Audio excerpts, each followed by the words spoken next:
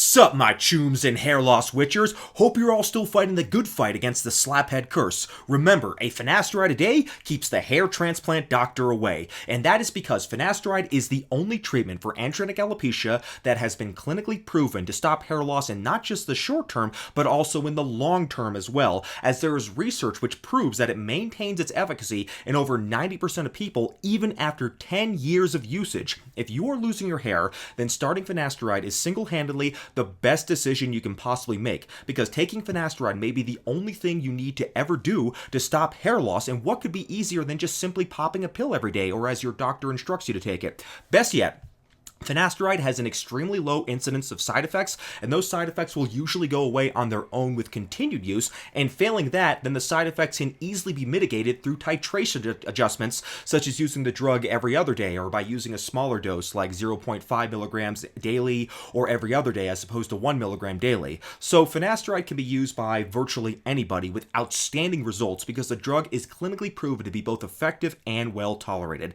This drug will work to stop further hair loss and has a very good chance of even causing some regrowth, and failing that, you can always add topical minoxidil to your routine. So fighting hair loss is not as arduous as it seems. The treatment for hair loss is already out there. It's just a matter of simply getting on treatment as soon as you can and ignoring the balding bro scientist community of online fearmongers who want you to fail and go bald so they don't have to suffer alone. It's important to remember that, because when bald copers tell you to just shave it, bro, they're not doing that for your sake, they're doing it for their own sake. Truth is, they don't give a damn about you. They're pissed you had the foresight they lacked to start treatment, and now all they can do is gaslight as much as they can about a safe treatment to better to help themselves cope, since they are too chicken shit or ignorant to begin the good fight in the first place. So it is clinically proven that Finasteride will work extremely well for people who have androgenetic alopecia, because Finasteride works by suppressing the 5A reductase enzyme, which sadly lowers the good alpha male Chad hormone testosterone, the hormone that makes us men, and it tragically wastes it by converting it into the worthless trash beta virgin hormone DHT, dihydrotestosterone. What makes Finasteride so amazing is that it helps us preserve more the hormone that makes us men, testosterone, while lowering the hormone that doesn't do anything after puberty other than making us bald, giving us acne, and making it hard to pee because it enlarges our prostate. Even though DHT has important roles during fetal development as well as during puberty, after that it becomes a worthless trash hormone that sticks around and makes things miserable for us, which is why every man who wants to prolong their aesthetic identity should make it a priority to suppress this worthless trash hormone. Now, I have already discussed this subject in depth many times, so this video will be considered a part 3 in my DHT is a trash hormone series. So if you haven't seen the previous 2 videos yet, make sure you do so if you want to learn more about why DHT is in fact a trash hormone in adults. Now, I hadn't planned to make a third video on this subject because I feel I already covered enough ground with my previous 2 videos in the DHT as a trash hormone series, but as it turns out, someone brought it to my attention that Hans Amato, whose article was the subject of my critique in the second video, attempted a rebuttal, and let me tell you, I'd be annoyed if only it weren't so cute to see how hard he tries here. So, in my last video, I went over the article he posted on his website, menelite.com, and I absolutely demolished it point by point. That was several months ago though, so I had thought I had heard the last from this professional bro scientist, but as it turns out, he apparently wrote a response to me, although I'm hesitant to classify it as a response since he doesn't address any of the points I made in my last video, and rather what he does is he just regurgitates the same talking points he made in the last article, while at the same time misinterpreting some new research as well. So, being that Mr. Amato is perhaps the biggest simp for DHT the world has ever seen, let's go balls deep into this flaming bag of dog dookie he posted on his website and see just how far a DHT shill will go to save face. And before any Hans Amato fans accuse me of being too mean or too unfair, remember, he posted this article as a response to my video, so he asked for it. So, alright. So right off the bat, you know this guy is completely full of shit because the title of his article is, quote, DHT does not cause hair loss, unquote. This is a great follow-up to his previous articles, including The Earth is Flat, The Moon Landing is Fake, and The Sun Did Not Rise This Morning. Already, he's out of sync with 99.99%, no, strike that. He's out of sync with 100% of legitimate hair loss researchers who accept the well-documented scientific proof of DHT's direct role in the progression of androgenic alopecia. But according to him, there are apparently, quote, a lot of independent researchers on the internet saying that DHT doesn't cause hair loss, but is only contributing to it, unquote. So, I'm not a professional bro scientist, but I have dealt with a lot of them, so let me translate this to layman's terms so people can better understand. By independent researchers on the internet, what he really means are random blog posts and forum posts with people who have anonymous handles online who have never published a scientific journal in their life, but supposedly know more than all the most highly educated chemists, pharmacists, and doctors who have dedicated their entire lives to research and all universally agree that DHT is fundamental to the genesis of hair loss in people who have androgenic alopecia. This isn't rocket science here, folks. If DHT doesn't cause hair loss, then why does finasteride work at all, since what it does is block the enzyme that converts testosterone into DHT? I mean, there is a good reason why we see far more bald men than bald women, and that is because of the role androgens play in people who are genetically susceptible to androgenic alopecia. These independent researchers are as much researchers as Dave Rubin and Tim Pool are journalists. But against my better judgment, let's give Mr. Amato the benefit of the doubt and let him make his case. I promise I'll be really open-minded about it. So, the first point he makes is that DHT and androgen receptors are in fact elevated in the scalp and that circulating DHT is not a good marker for hair loss. This is true, but he's drawing the wrong conclusions from it. Circulating DHT is not an effective marker for measuring scalp DHT, and that is why people should not use circulating DHT as a marker for how aggressive their androgenic alopecia is. Circulating DHT levels are much lower than testosterone levels, and that is why DHT, even though it is a more potent hormone than testosterone, plays very little, if any, role in human tissue other than the skin, prostate, and scalp, where of course it only does bad things like causes acne, enlarges our prostate, and of course makes us slapheads. So what he says here isn't inaccurate, so good job for that so far.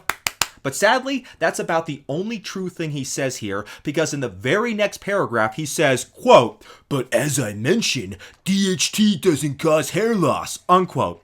So, by Mr. Amato's own admission, scalp DHT is higher in the scalps of balding men, but apparently that has nothing to do with the fact that they're bald and the DHT is just some innocent bystander that is just hanging out around the scalp for shits and giggles. So far, things are not looking very good for this article, but let's give him the chance to explain this conspiracy against poor innocent DHT, which is just sitting on the scalp minding its own business and has been falsely accused by assholes like me of causing hair loss. So, to support his theory, he quotes an article which I'll link below that supposedly says that men exposed to high levels of DHT for a long period of time don't experience acne, androgenic alopecia, or any other associated skin pathologies. Well, that all seems like pretty bulletproof evidence right there, so, I guess Hans is right. I was wrong and I can end this video right now.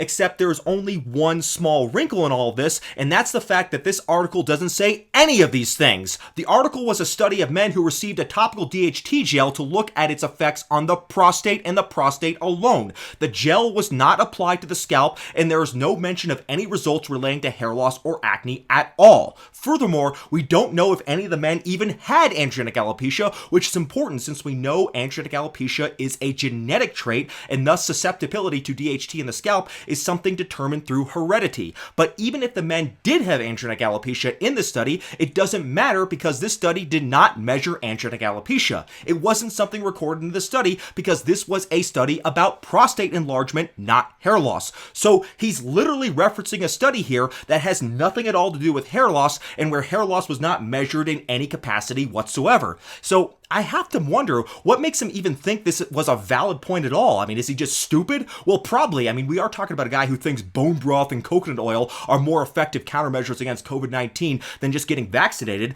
But I think a better theory behind why he would do this is that a study he quotes is behind a paywall. So maybe he was hoping that people would just see the reference to the study and assume he was telling the truth and that I wouldn't have spent the money to see the article in full. But sadly for him, I'm no chump.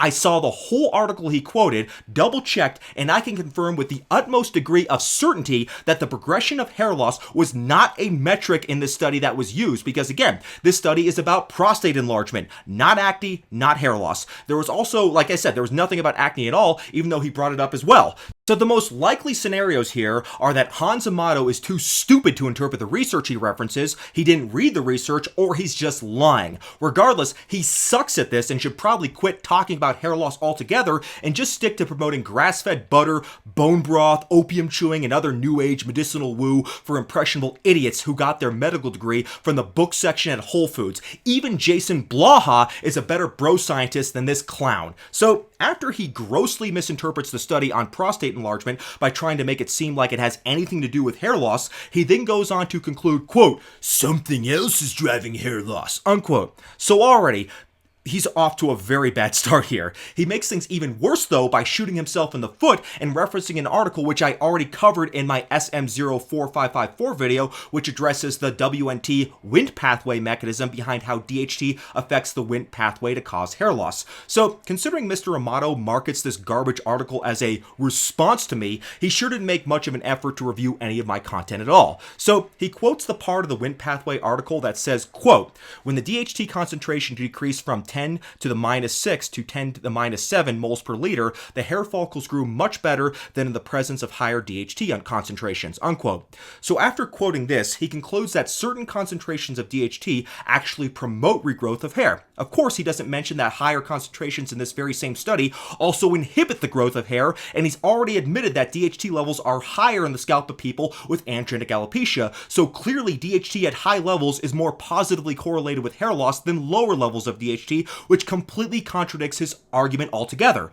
In fact, I'll go ahead and show the very same graph that he showed right here, and you could see that DHT at a concentration of 10 to the minus 7 moles per liter showed better growth than the control group, but as the concentration got higher, going to 10 to the minus 6 or 10 to the minus 5th moles per liter, the hair growth got progressively worse and worse. And like I said in my last video on the Wnt pathway, this is due to lower doses of DHT stimulating the Wnt pathway and high doses inhibiting the Wnt pathway. So this study does nothing to support his hypothesis that DHT doesn't cause hair loss. On the contrary, it shows the opposite is true. Now, he does admit that 10-fold higher concentrations, namely 10 to the minus 6 moles per liter, inhibits hair growth, but then he says that such concentrations are impossible to occur naturally, but what he's saying here is completely irrelevant since he's talking about serum concentrations of DHT and not the concentrations in the cells of the hair follicles where the concentrations are very high in people who have androgenetic alopecia. To quote the article that he's quoting, quote,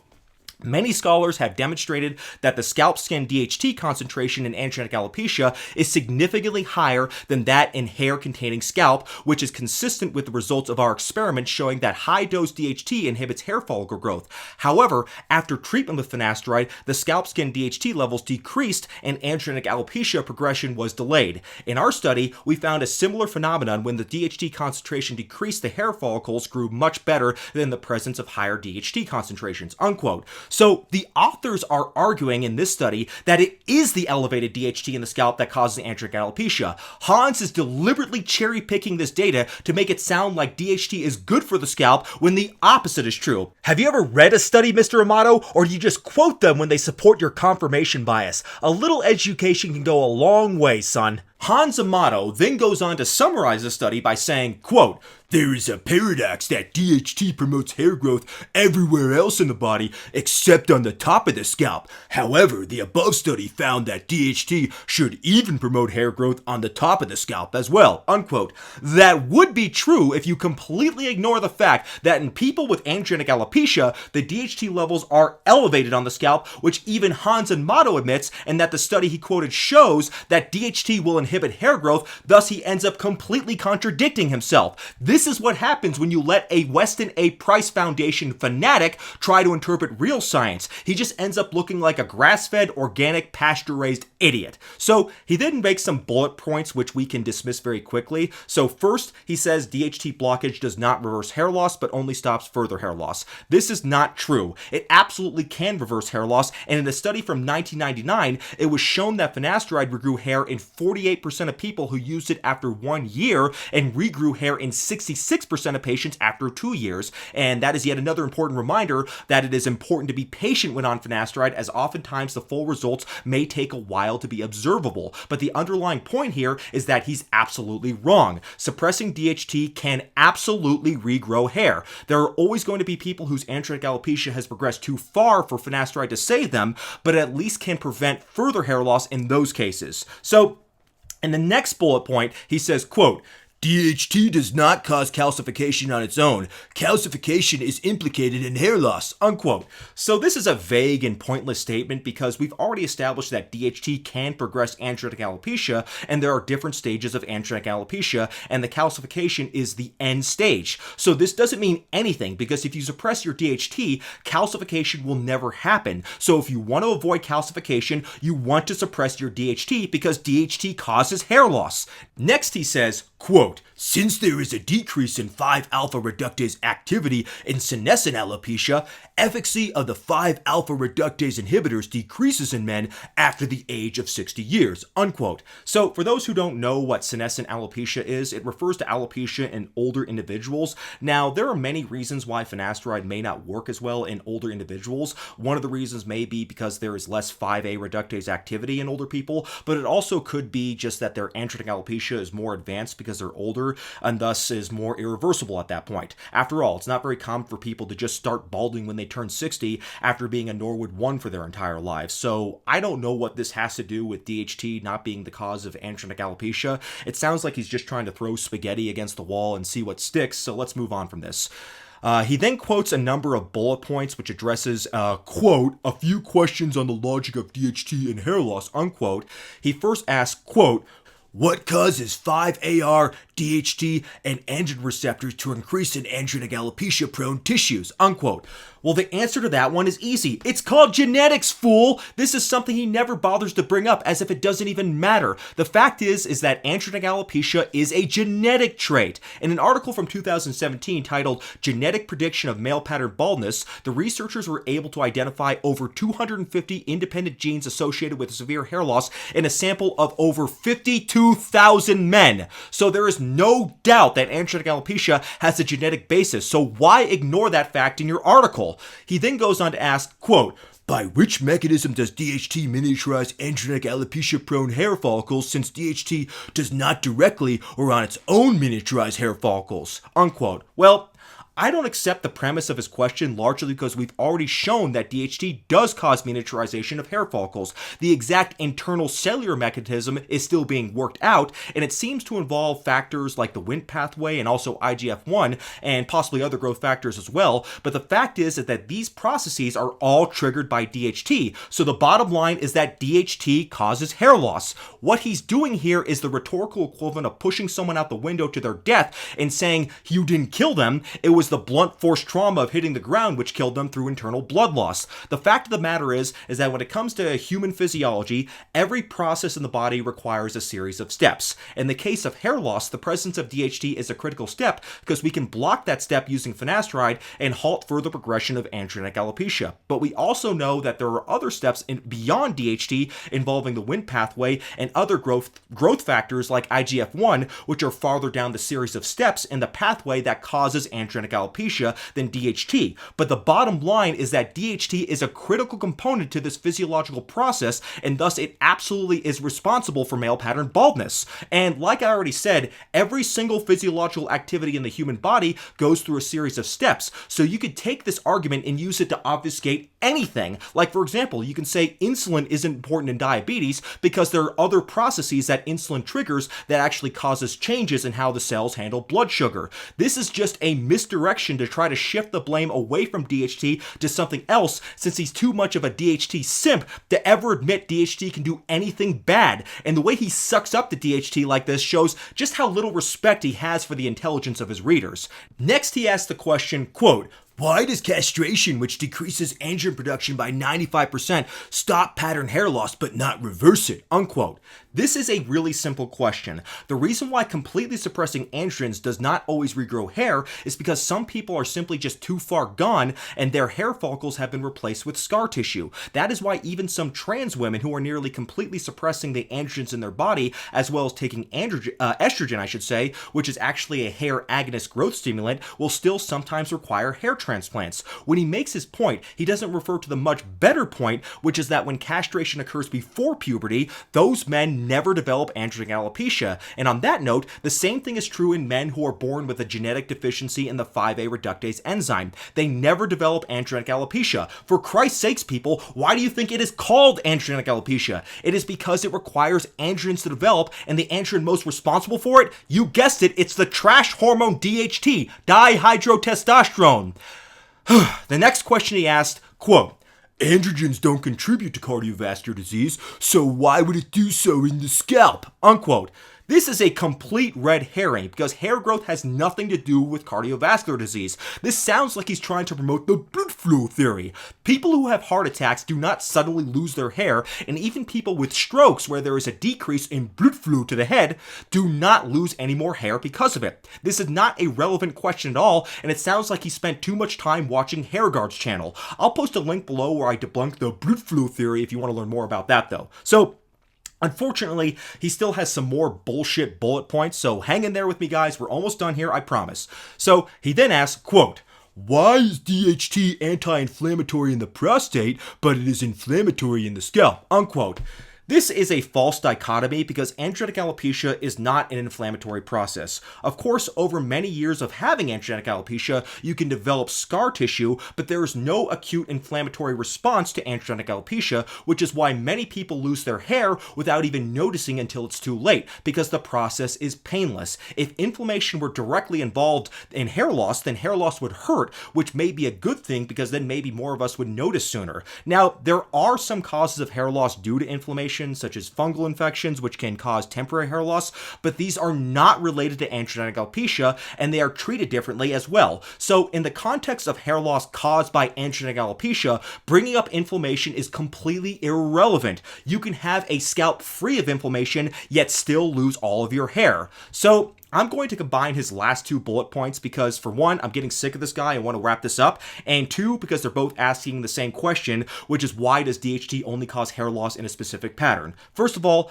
this is not always true. People who have androgenetic alopecia can sometimes lose their hair in a diffuse pattern as opposed to what we'd see from the typical Norwood scale of male pattern baldness, for instance. Even though the pattern is atypical, the mechanism in people who have diffuse thinning is still the same, so using finasteride will still help people who are diffuse thinners. As for why we have this particular pattern, I mean, we don't know why. It could very well just be a genetic accident like wisdom teeth or the appendix. There really is no evolutionary benefit to having hair loss, but we know nature sometimes makes mistakes. So it's possible there is no good answer for it at all, but the fact remains that whether or not your androgenetic alopecia is in the typical Norwood pattern or if it's diffuse, the underlying problem is still the same. It's genetic sensitivity to DHT on the scalp.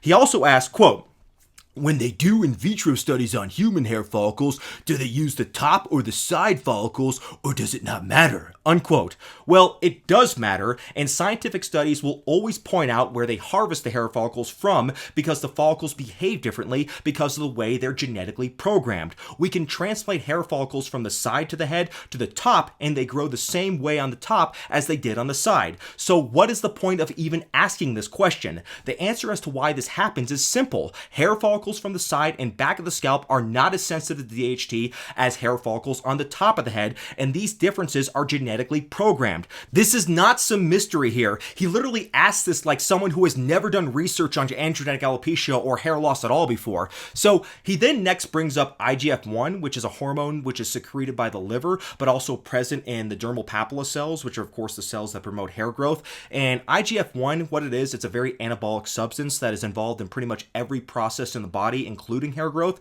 And we know it is important for hair growth since people who have a genetic deficiency in IGF-1 have very patchy hair growth on their scalp. So Hans mentions that different studies have shown either decreased IGF-1 levels on the scalp of balding men or increased IGF-1, though he doesn't provide any references. Looking at the data, since he didn't bother, there is an older study from 1999, which I'll link below, that speculated without providing any evidence that IGF-1 was elevated in the scalp of balding men and that this elevation results in increased androgen receptor activity and increased DHT levels, leading to balding. However, a more recent study published by my chum, Dr. Truab, actually looked at scalp IGF-1 levels in balding men and found, quote, Dermal papillary cells from balding scalp follicles were found to secrete significantly less IGF-1 than their counterparts from non-balding scalp follicles, unquote. So the best evidence indicates that IGF-1 levels are lower in the scalp of balding men despite higher DHT levels. Now, I also did a video on IGF-1, which I'll link below if you're interested in learning more about IGF-1's role in hair loss. So what Hans Amato does next is throw in data on different IGF-1 binding proteins,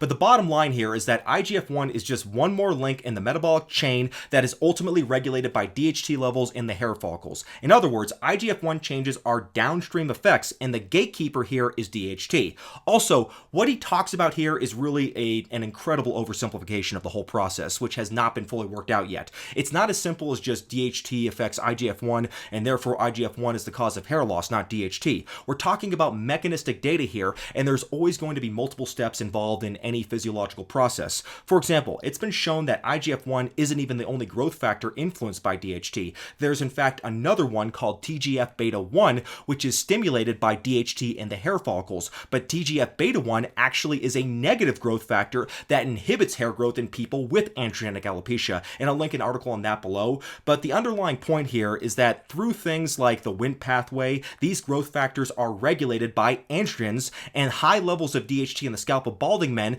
ends up having deleterious effects on hair growth, which are mediated by these factors, and you can't just isolate one step and hope to solve the problem. You have to go after the root of the problem, which is the trash hormone DHT. So that is not to suggest that targeting DHT is the only possible way to treat hair loss. I mean, after all, we know minoxidil works, but stopping DHT is nevertheless the most strategic way to stop hair loss long term, since elevated DHT is the root problem of androgenic alopecia, and all the bad things that happen are initiated by the presence of DHT, hence why there has never been any other long-term solution discovered for fighting hair loss that is superior to 5-AR blockers like Finasteride and Dutasteride. So Hans then tries to tackle the elephant in the room, which is if DHT doesn't cause hair loss, why does Finasteride work? He tries to explain this by noting that some people on Finasteride get an increase in IGF-1, which seems to correlate with the benefit of Finasteride. He then references a study of only 9 patients where this was noted, but fails to mention that the researchers state in their paper that, quote, blocking dihydrotestosterone may increase IGF-1 production in certain individuals and thus allow hair to grow, unquote. In other words, once again, it is DHT that is causing the decrease in IGF-1, and that decreasing DHT is helping hair growth in part by increasing IGF-1. So again, DHT is the culprit, and the effects of IGF-1 are downstream. So what is Hans Amato trying to prove here? That human physiology has multiple steps? Well, that's all fine and dandy, but most of us already know that since the majority of us passed 6th grade biology. So, cool story, bro? I guess what he's trying to do here is hypothesize that there may be some other mysterious effect that has nothing to do with DHT, but this is just him randomly speculating because he can't tolerate the idea that his favorite hormone in the world could possibly do something bad, so he'll grasp at whatever straw he can in desperation to prove to the world that DHT only does good things. So after all this horrible misinformation, he concludes that DHT doesn't cause hair loss and that the real cause of hair loss is due to health problems such as cardiovascular disease, gastrointestinal problems, metabolic syndrome, diabetes, amongst others. So what's his evidence for this? Well, his proof is that some studies have shown that people who are bald are more likely to get COVID. Now, this is actually probably true, but it has absolutely nothing to do with any underlying health problems. It is due to the fact that COVID is activated in part by the androgen receptor and whatever abnormalities that are in androgen receptors in bald men, which seems to make COVID more likely to infect men with androgenic alopecia. The good news about all this, though, is that this can be mitigated through the use of Finasteride and Dutasteride, and I made a video about Finasteride's protective benefits against COVID-19, which I'll link below. The bottom line, though, is that his claim that the majority of people who have hair loss also have comorbidities like diabetes, heart disease, etc. is simply not true. The most common cause of hair loss by far is androgenic alopecia, and that is not determined by health, it is determined by genetics. You can be the absolute pinnacle of good health and still be bald, and conversely, you could be a slovenly, worthless bum and still have a full head of hair. Now, there are certain health problems that can cause other forms of hair loss not related to androgenic alopecia, such as diabetes or thyroid disorders, but these are not the most common causes of hair loss. Androgenic alopecia is. If your cause of hair loss is something other than androgenic alopecia, then you are the exception. You are not the rule. So, Mr. Amato must have really been triggered by my last video I did covering his terrible article, but rather than address any of the points of criticism I made towards that article, his strategy was just to post another terrible article and market it as a response to my last video, even though he didn't really respond to anything at all I said, and you know what, that's fine. I know I'll always be able to dismantle whatever garbage he throws at me, because unlike him, I actually know how to disseminate research. What he knows how to do is copy and paste articles when the abstract is agreeable with his biases, and the only research he actually does is read anecdotal forum posts and keto blogs created by vaccine-denying, mass-phobic paleo moms with a self-diagnosed gluten sensitivity who think putting butter in their coffee constitutes a healthy breakfast, but eating carbs will kill you. So, you know what, Hans? You can write whatever bro science nonsense you want. I know there's likely no getting through to you or to your audience, but don't waste my time again by claiming the trash you put on your bro science blog has anything to do with me. I'm trying to focus on real research here regarding hair loss, and you've proven at least twice already that you're not someone to be taken seriously on this subject. Like I said though, you can make whatever idiotic claim you want about hair loss. After all, it is not my job to moderate what every moron says online about hair loss, but my time is valuable, and I'd prefer using it to discuss subjects that are taken seriously by the scientific community, of which you will never have any part of because your content sucks. Now, I know the first time I created a video on your article, it wasn't your fault. It was your followers who demanded I respond to it by spamming my channel, but this time it was you who tried to get my attention since you told your readers that this article was a response to me, so you have nobody but yourself to blame for the existence of this video. So please, Mr. Amato, I sincerely wish you well in life, but I never want to hear your name or see you ever again. God bless.